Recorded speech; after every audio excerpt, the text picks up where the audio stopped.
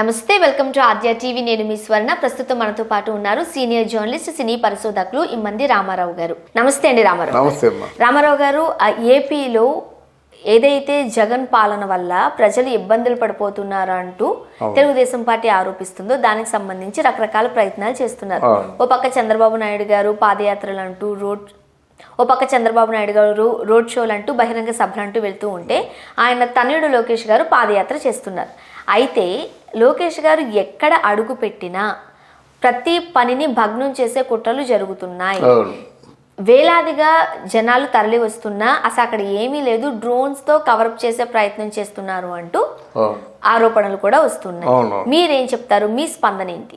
నా స్పందన ఏంటి, ఇక్కడ డ్రోన్స్ తో కవర్ చేసే ప్రయత్నం చేస్తే జనరల్గా మన తక్కువ మంది కనిపిస్తారు కదా. డ్రోన్స్ ఎందుకు కవర్ చేస్తారు? అర్థమైందా? డ్రోన్ 10 మంది ఉంటే గుంపులాగా ఉంటుంది, పైనుంచి చూసినట్టయితే 10 మందిని ఎలా ఉంటుంది? ఆ డ్రోన్స్తో పలసగా కనిపిస్తారన్నమాట. అట్లాంటిది తప్పుడు అభియోగం ఒకటి. 2, మన లోకేష్ బాబు తాలూకు పాదయాత్ర ప్రారంభంలోనే ఒక అపశృతి దొర్లింది. ఎవరో ఇప్పుడు ఎందుకు మన తారకరత్నం పడిపోయాడు, ఎందుకు హాస్పిటల్ పాలయ్యాడు, ఆయనకి సంభవించిన రోగం ఏమిటి, దీనికి ఎవరైనా సమాధానం చెప్పగలరా? డాక్టర్లు నిమిషానికి ఒకలాగా చెప్తున్నారు. ఇదే డాక్టర్లు అయ్యి బాబు ఏమి లేదు, బాలయ్య బాబు ఆ చెవులో తారక మంత్రం ఇది మహామృత్యుంజయ మంత్రం చెప్పేసరికి 45 నిమిషాలు కొట్టుకోవడం మానేసిన గుండె మళ్ళీ కొట్టుకుంటుందని వాళ్ళే చెప్పారు. లేదు పూర్తిగా బ్రెయిన్ ఫుల్గా డ్యామేజ్ అయిపోయిందని వాళ్ళే చెప్పారు. 90% వాల్స్ బ్లాక్ అయిపోయాయని వాళ్ళే చెప్పారు. కార్డియాక్ అరెస్ట్ అంటే ఇప్పుడు ఒకవేళ ఒక 50% బ్లాక్ అయినట్టే వాళ్ళని మళ్ళీ కాపాడవచ్చు, కానీ 90% వాల్స్ బ్లాక్ అయిపోయాయని చెప్పారు. ఇలాగ రకరకాలు చెప్పి మొత్తానికి అప్డేట్స్ అనే పేరుతో 24 రోజులు పడుకోబెట్టి చనిపోయేలా చేశాడు. దీంట్లో ఎవరు మన నారా చంద్రబాబు నాయుడు తాలూకు పాత్ర కానీ, నారా లోకేష్ పాత్ర కానీ, లేకపోతే మన ఎవరు ఈ తారక పాత్ర కానీ, కళ్యాణ్ బాబు పాత్ర కానీ ఏమైనా ఉందా? మరి ఎందుకు వీళ్ళ ప్రస్తావన తీసుకురావడం? ఎందుకు లోకేష్ పాదయాత్రలో ఇట్లాంటి కుట్రలు, ఇట్లాంటి కుతంత్రాలు పనడం? ఒక్క మాట చెప్పండి, నారా లోకేష్ గారు జరుపుతున్న పాదయాత్రలో కుట్రలు జరుగుతున్నాయా లేదా? కుట్రలు కనిపిస్తున్నాయి కదా. కుట్రలు ఆదిలోనే అవసపాదు కనిపిస్తున్నాయి.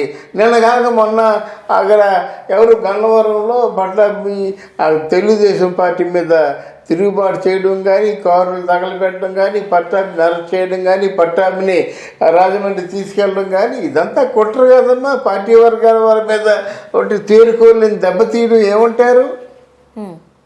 పార్టీ వర్గాలు ఓ పక్క పాదయాత్ర జరుగుతుంటే పార్టీ వర్గాల మీద తేరుకోలేని దెబ్బ ఎక్కడ తీసుకెళ్తారు? ఏ పోలీస్ స్టేషన్లో పెడతారు? వాళ్ళకి ఏమన్నా తెలుసా? తప్పు కదమ్మా. ఇలాగా అంటే మీ పరిపాలన మీ చేతిలో ఉందని మీరు ఏమి కావాలంటే తీసుకెళ్తున్నారు. అంటే భయభ్రాంతుల్ని చేస్తున్నారు పార్టీ వర్గాల వారిని. ఇవన్నీ కుట్రలు కావు, ఇవన్నీ కుతంత్రాలు కాదు. దీని మూల్యం చెల్లించుకోరు, డెఫినెట్గా చెల్లించుకుంటారు. ఇప్పుడు లోకేష్ గారు ఇప్పటికీ మాట్లాడలేకపోతున్నారు, ఇప్పటికీ ప్రజలను తను ఏదైతే చెప్పాలనుకుంటున్నారో అది ప్రజలకు చెప్పలేకపోతున్నారు అనే ఆరోపణలు కూడా ఉన్నాయి. ఒక రాజకీయ నాయకుడికి వాక్చాతుర్యం అనేది చాలా అవసరం, ఇంపార్టెంట్ కూడా.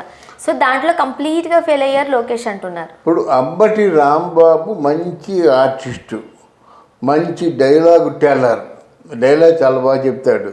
డ్యాన్సులు కూడా ఆడవాళ్ళతో కలిసి డ్యాన్సులు కూడా చేస్తాడు.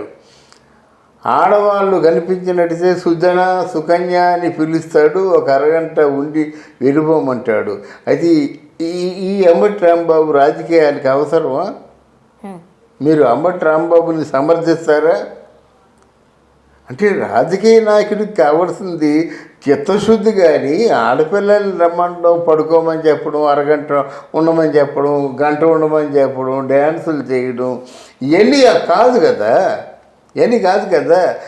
ఇప్పుడు ఇంత దాన్ని కోల్పోతున్నది ఏమిటి, మళ్ళీ మీకు అందజేయబోతున్నది ఏమిటి అంటే వాళ్ళు అంటే రూలింగ్లోకి వచ్చిన తర్వాత ప్రజలకు ఏ మేలు చేయబోతారు అవి చెప్తే చాలు. దాని పెద్ద వాక్చాతుర్యం గాంభీర్యం ఎన్ని అవసరం లేదు, చిత్తశుద్ధి ఉండాలి. అంతేగాని ఉట్టి మాటలు చెప్పేసి పనులు చేత కాకుండా ఉంటే లాభం, ప్రయోజనం లేదు. రోజు రోజుకు మెరుగుపడాల్సిన నారా లోకేష్ ఇంకా అక్కడే ఉన్నాడు అనేది కూడా ఒక అభిప్రాయమే. అనమని చెప్పండి అమ్మా, ఎన్ని మాటలు అంటారో అన్ని మాటలు అనమని చెప్పండి. ఎందుకంటే వాళ్ళు ప్రత్యర్థులు అనకపోతే ఎలాగవుతుంది. లోకేష్ బాగా మాట్లాడుతున్నాను కానీ, లేకపోతే నారా చంద్రబాబు నాయుడు చాలా బాగా మాట్లాడుతున్నాడని కానీ అనగలరా? ఒకవేళ లోకేష్ బాగా మాట్లాడుతున్నాడు, చంద్రబాబు నాయుడు బాగా మాట్లాడుతున్నాడు అనేటువంటి విశ్వాసం లేకపోతే టెంపరలుగా జనాలు ఎందుకు వస్తారు? ఎంతమంది వస్తున్నారు జనాలు చంద్రబాబు నాయుడు తాలూకు సభలకి ఎందుకు వస్తున్నారు అంటే, గతంలో ఎవరో వచ్చి ఒక మాట చెప్పినట్టయితే ఆ మాటను నమ్మి ఓట్లేసిన పాపానికి 5 సంవత్సరాలు మూల్యం చెల్లించుకుంటున్నారు. ఇక ముందు పొరపాటున కూడా అలాగే మాట నమ్మకూడదు, ఓటు వేయకూడదు అని నిర్ధారణకు వచ్చి చంద్రబాబు నాయుడు మీటింగ్లకు వస్తున్నాడు. చంద్రబాబు నాయుడు తాలూకు అందము సౌందర్యం చూద్దామని కాదు, ఒక 5 నిమిషాలు చూస్తే ఆయన మొహం చూడలేము మనం. కానీ ఎందుకు వస్తున్నారు? ఆయన మాట, ఆయన చిత్తశుద్ధి, ఆయన తాలూకు ఆక్రోషం, బాధ ఇవన్నీ చూసి వస్తున్నారు అన్నమాట. చంద్రబాబు నాయుడు గారికి వయసు మీద పడిపోయింది. అవును. సో ఇప్పుడు లోకేష్ గారు అందుకోవాలి.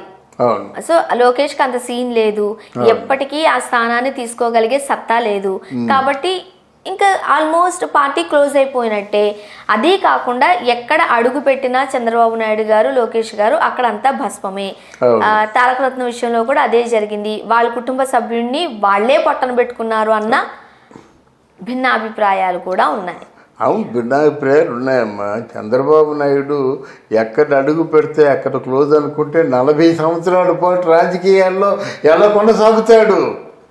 చంద్రబాబు నాయుడు పెళ్ళి నాకు తెలుసు, అప్పుడు he was just 28 years old. Communication సహాయ శాఖ మంత్రిగా ఉండేవాడు. ఆయనకి అంత చిన్న వయసులో మంత్రి పదవి ఎలా వస్తుంది? ఆయన పాదం మంచిది కాకపోతే, ఎన్టీ రామారావు ఇంటి సంబంధాన్ని ఎలా చేసుకుంటాడు? ఆయన పాదం మంచిది కాకపోతే భువనేశ్వర్ లాంటి వ్యక్తిని ఎలా పెళ్లి చేసుకుంటాడు? అక్కచెల్లెళ్ళు అందరికంటే మంచి ఒక అభిమాన అంటే వతి ఎవరైనా ఉన్నారంటే భువనేశ్వరుడు ఎక్కువ మాట్లాడదు, అనుకూలవతి. మళ్ళా పురంధరేశ్వరిగా బాగా మాట్లాడుతుంది. మన చనిపోయింది ఉమామహేశ్వరి చాలా బాగా మాట్లాడుతుంది. మళ్ళీ లోకమ్మ మాట్లాడదు. లోకమ్మ లాండ్లాగా ఉంటుంది, మాట్లాడదు, నవ్వేస్తుంది అన్నమాట. అయితే ఇలాంటివన్నీ జరిగాయి అంటే ఆయన అదృష్టవంతుడు కాబట్టి జరిగాయి. తర్వాత మా కాంగ్రెస్ పార్టీలోంచి తెలుగుదేశం పార్టీలోకి వచ్చిన తర్వాత నెంబర్ 2గా ఎందుకు చాలామంది అవుతాడు? ఆయన అదృష్టవంతుడు కాకపోతే మొత్తం టోటల్ ఎంటైర్ పార్టీ అంతా కూడా చంద్రబాబు నాయుడు మీద విశ్వాసం ఎందుకు ప్రకటిస్తారు? ఆయన అదృష్టవంతుడు కాకపోతే కేంద్ర రాజకీయాల్లో ఒక వాజ్పేయి లాంటి మహానుభావుడు బాబూజీ మై క్యా కరు అని ఎందుకు ఫోన్ చేసి అడుగుతాడు? పిచ్చి ముండా కూడా ఇవన్నీ తెలియక మాట్లాడడం. కానీ ఆయన అదృష్టవంతుడు కాకపోతే ఎక్కడ నారావారి పల్లె, ఎక్కడ ఈరోజు మొత్తం గల్లీలోనూ ఢిల్లీలోనూ చంద్రబాబు నాయుడు తాలూకు పేరు వినిపిస్తుంది. దేశ రాజకీయాల్లో చక్రం తిప్పే వ్యక్తి ఎవరైనా ఉన్నారంటే చంద్రబాబు నాయుడు. రాళ్లను రత్నాలుగా చేసి హైదరాబాద్లో ఉన్న కొండలను తొలిచేస్తే అదే సాఫ్ట్వేర్ రంగంలో ప్రపంచంలోనే పెద్ద పేరునే రంగంగా మారింది.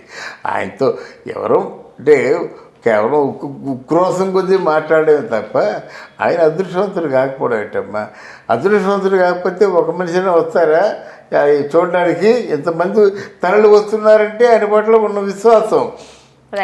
Thank you so much. Thank you very much.